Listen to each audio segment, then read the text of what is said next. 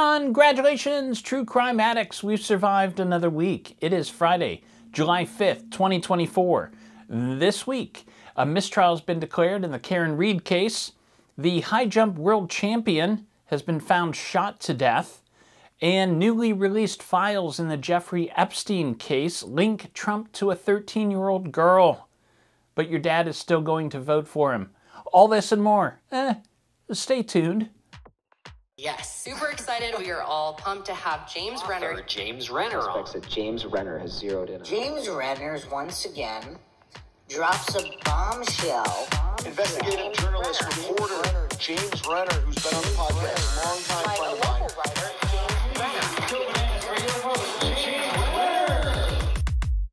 And welcome back to True Crime This Week with me, your host, James Renner.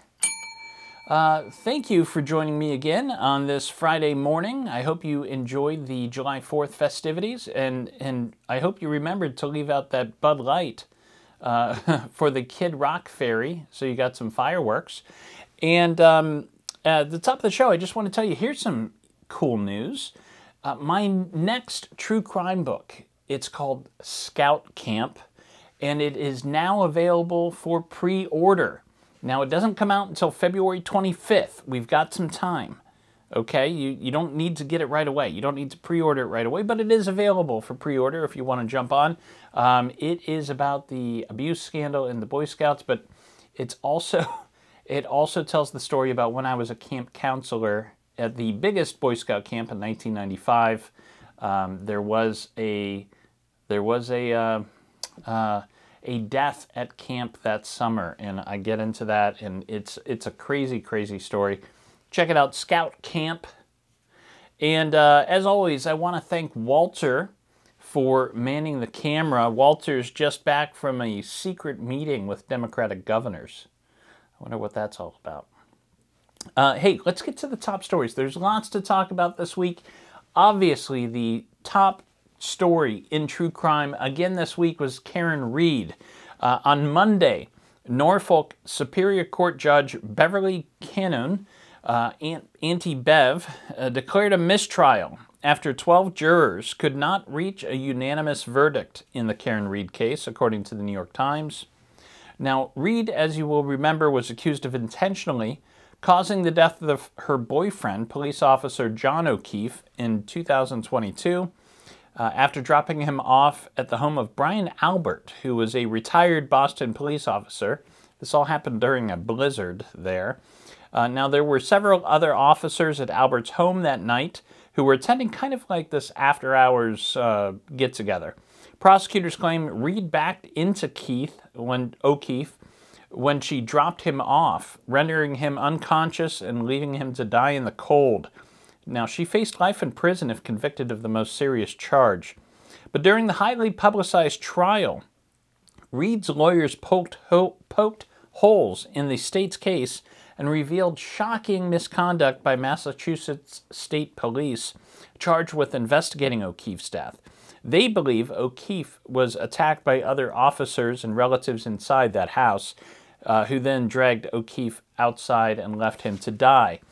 Now, Albert's sister-in-law, Jen McCabe, allegedly conducted a Google search at 2:27 a.m. that night for, quote, Haas long to die in the cold. Now, that was, obviously she didn't, what she meant was how long to die in the cold.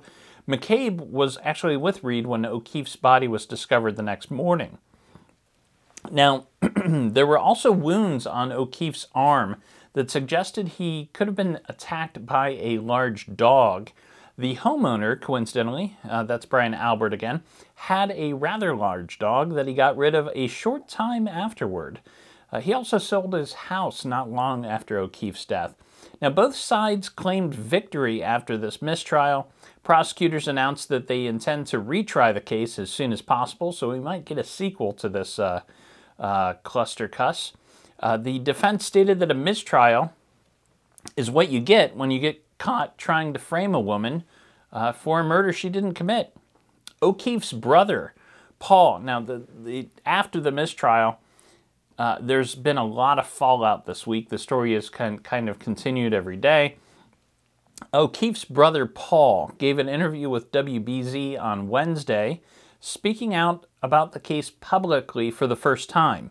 He said they know what happened. He believes Reed did it. Quote, "They were drinking and arguing and fighting in an intoxicated state of rage and jealousy. She decided that she was going to do something about it," end quote, is what he said. Paul said he and his family have been receiving hateful messages online from Reed supporters, which, regardless as to whether or not she's guilty, it's totally not cool. You know, they have nothing to do with the case. Leave them alone, please. On the way out of the courtroom, after the mistrial was declared, Paul exchanged some heated words with Reed. He kind of walked by her and said something to the effect of, "You are not done yet." He claims she smirked at his wife, which kind of set him off. Now, there are many rumors floating around about how the jury's vote came out behind closed doors. They're not obligated to talk to the media, and the court is not obligated to give the media their names. But anyway, supposedly they were 10-2 in favor of a conviction. So far, only one juror, who was an alternate, has spoken publicly. That person, known as juror number 3, has said, quote, "I believe the Commonwealth did not do their job to convince me beyond a reasonable doubt that Karen Reed was guilty of the charges," end quote. Now, we also know that 3 jurors were dismissed the day the case was given to the jury.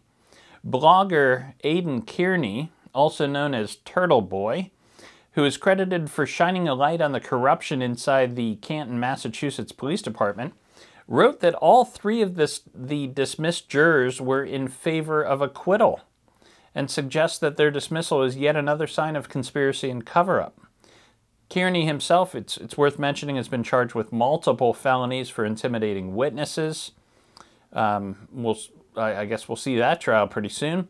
Meanwhile, one of the prosecution's top witnesses, lead investigator Michael Proctor, has been relieved of duty. Proctor's gun, car, and gear have been taken away from him.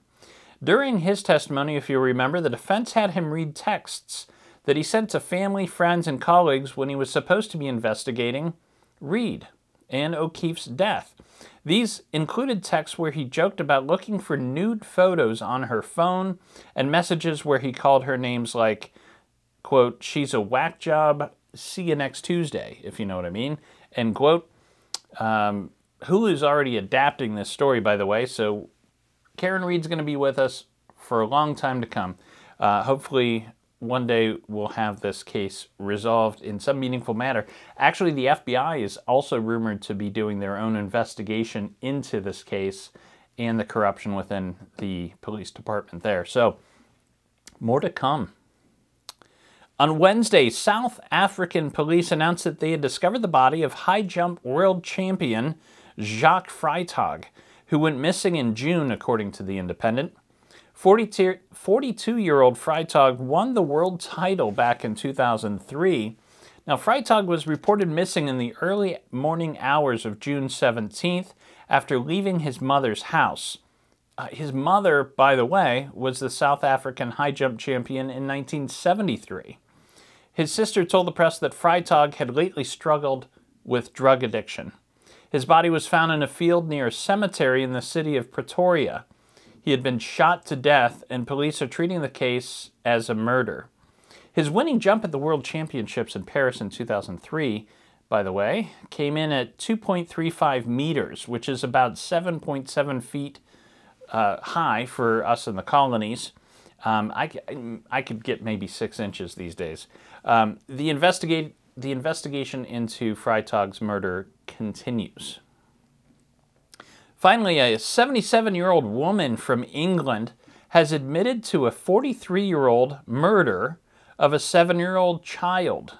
And I'm hoping you'll join me and her supporters in hoping she faces no jail time. What are you talking about, Renner? I'll tell you.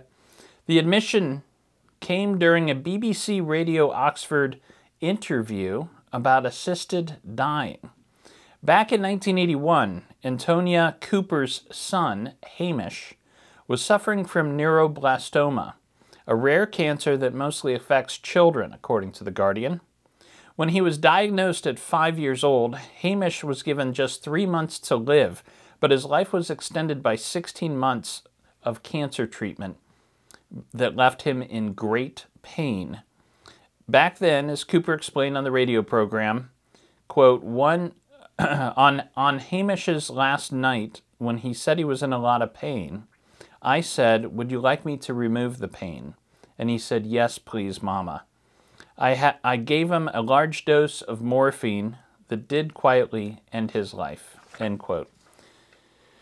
Helping someone to die is still illegal in England and most of the United States. When asked by the interviewer if she was aware that she'd potentially admitted to manslaughter or even murder, Cooper said, quote, if they come 43 years after I have allowed Hamish to die peacefully, then I would have to face the consequences. But they would have to be quick because I'm dying too. Cooper was recently also diagnosed with terminally ill cancer. Good for you, Antonia. Now, I mean, what a way to go out. You know, she came forward, she admitted what she did, that this was euthanasia, that she ended her child's pain, and this really could have ramifications for the law, at least in England, to finally change there. So, kind of a wild story, but good for her. Hey, we're going to take a quick break. When I come back, there's some cold case updates, but also we got to talk about these new files from the Jeffrey Epstein grand jury that was released the same day as Karen Read's mistrial, and you might have missed the details that were released.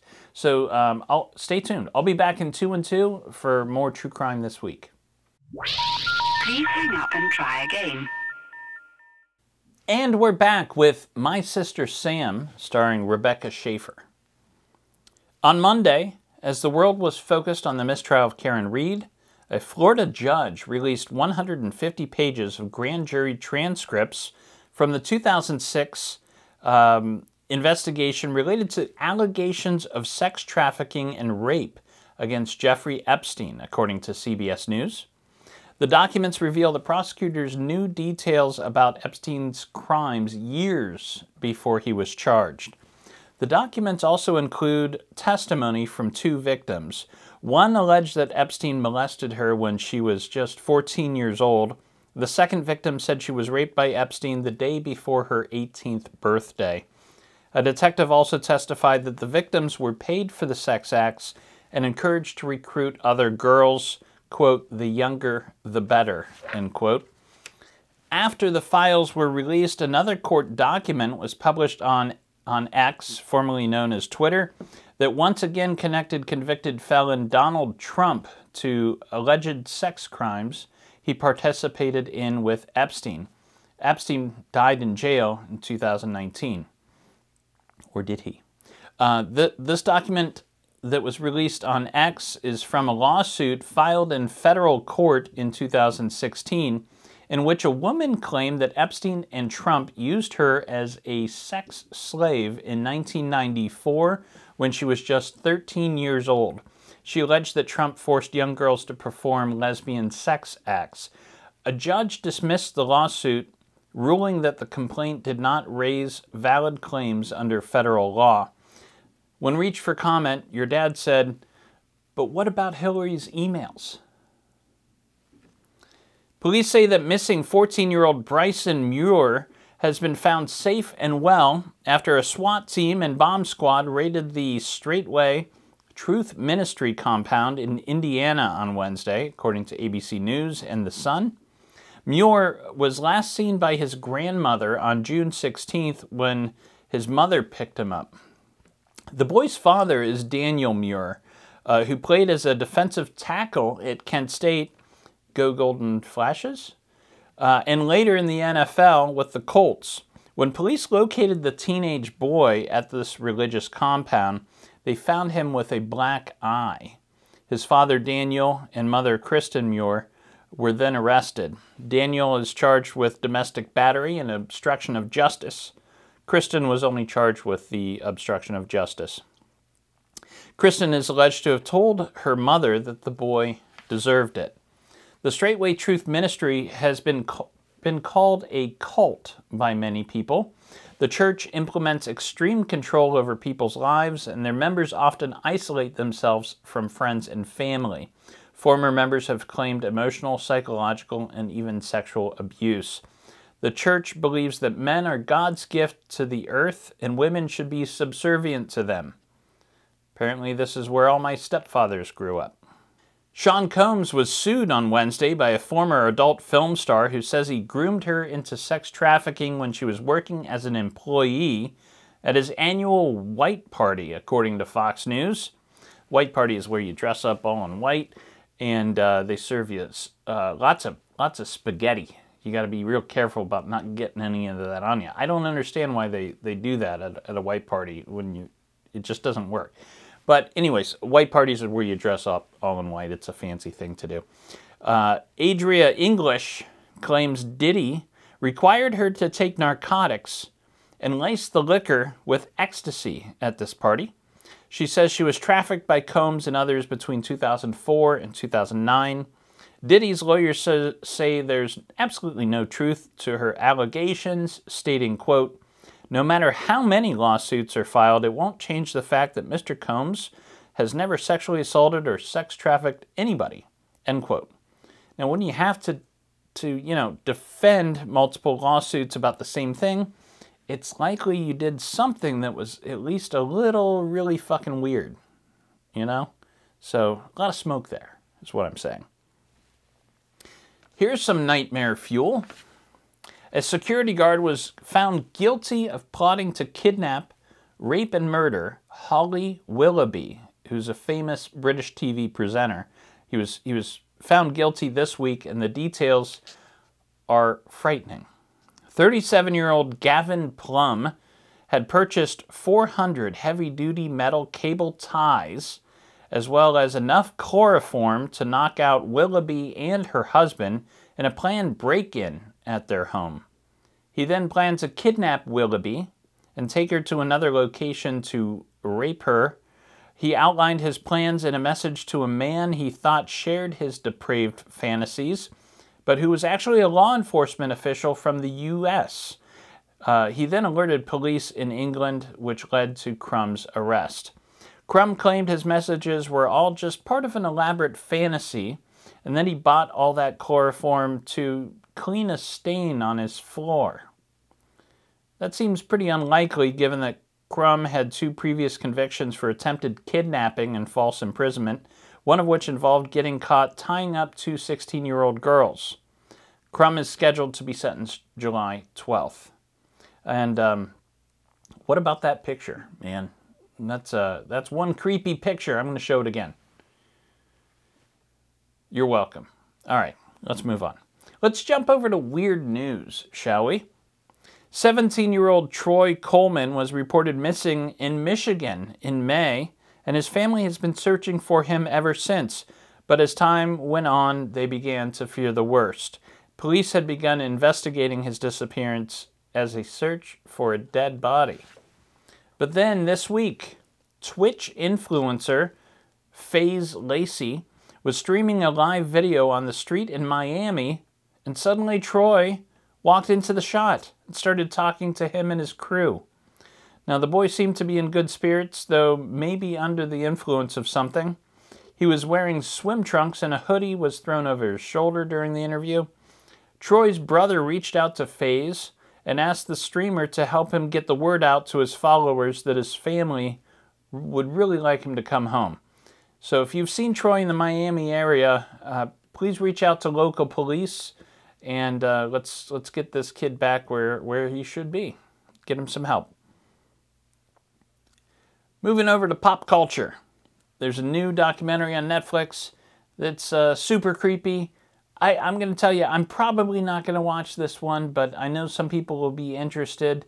It's just a little too weird for me, but here it is. Here's the write-up. The new documentary series is called Tell Them You Love Me.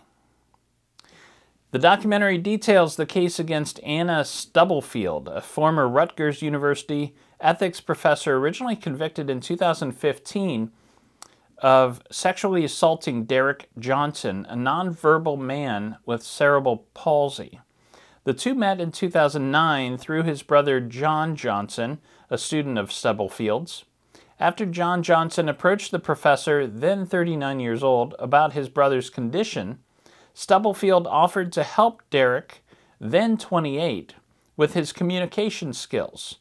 He soon learned to use a keyboard with an LED screen to type, and with Stubblefield's assistance, began taking a university class. Over the course of their meeting, Stubblefield, who was married at the time, says the two fell in love and had a consensual sexual relationship. However, Derek's mother, Daisy Johnson, says her son didn't have the capacity to engage in physical or emotional intimacy, and the extent to which he used a keyboard to communicate with her wouldn't have been possible unless Stubblefield was manipulating his hands. It sounds like about the worst Twilight Zone episode I've ever heard of. This is real life, though. Check out the documentary on Netflix. Tell them you love me. And the true crime this week, book of the week, is this book that's climbing the charts in the true crime books on Amazon and online. It's selling a lot like hotcakes. The book is called The Seven Men of Spandau. Here's the write-up if you're interested in a new true crime book. In 1945, 7 of Hitler's henchmen were incarcerated as solitary inmates of the vast Spandau prison in Berlin, originally built to accommodate hundreds. Every conceivable precaution was taken to ensure escape was impossible for such high-profile prisoners. Hitler's henchmen, Rudolf Hess, Konstantin von Neurath, Karl Donitz, Baldur van Schirach, Eric Rader, Albert Speer, and Walter Funk had been tried and convicted for their complicity in Hitler's campaign and had escaped the death penalty, unlike many of their former comrades. This extensively researched book has been constructed from innumerable sources, including in some cases first-hand accounts from the men themselves, their families, friends, lawyers, and enemies, from visits made to Berlin with their wives, from smuggled and authorized letters written in prison, and authentic conversations between the prisoners. What is revealed are intimate details of the private lives of these once powerful men, their thoughts and reflections inside Spandau, their differing attitudes to their crimes, and how these affected their relationships with each other. So this is like the worst of the Nazis, all rounded up, and they have to spend their lives together in prison. What happened in there? What did they talk about? What did they think about their crimes? That's what this book is about. It's very different. So if you're interested in that sort of thing, pick it up, 7 Men of Spandau. And that's the show for this week. You can go out and enjoy the rest of the July 4th weekend, the extended holiday. I hope some of you still listen. I think a lot of you listen on the way to work, and you're probably not at work today. But thank you for tuning in this week. And as always, in the words of the incomparable Murray Saul, the godfather of Cleveland radio, we gotta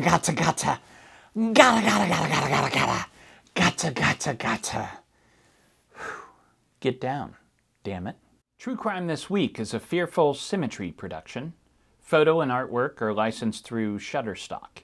If you like the cut of my jib, I have another podcast you might enjoy called The Philosophy of Crime, in which I attempt to solve the big questions behind our true crime obsession by looking to philosophy for answers. Thank you for listening. I'll see you next week. Sit, Brownie, sit. Good dog.